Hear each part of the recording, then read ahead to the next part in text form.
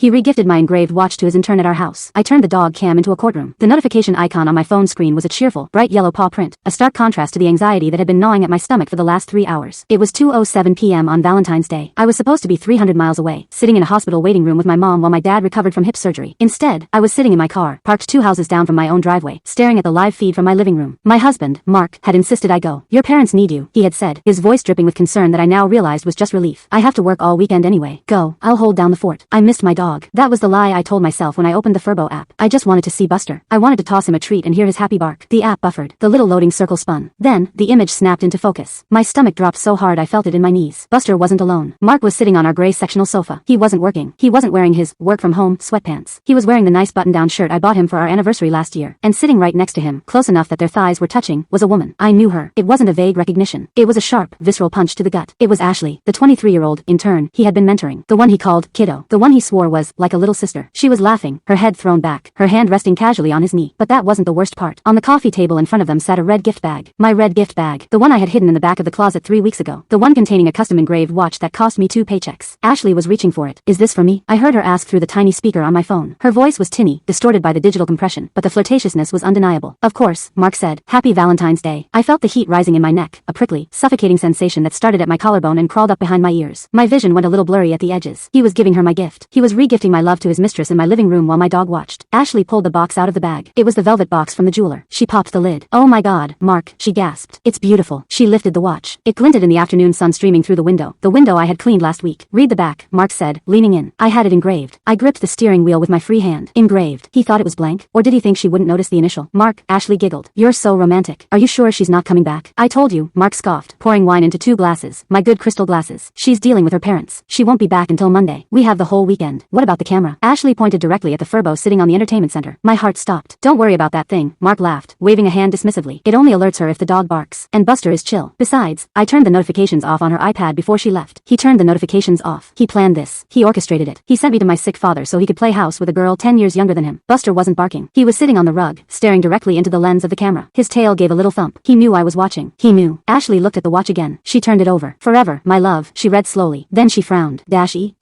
"E for Emma. What does E stand for?" Ashley asked, looking up at Mark. Mark froze. He hadn't checked. He hadn't even looked at the engraving. He just grabbed the bag and assumed.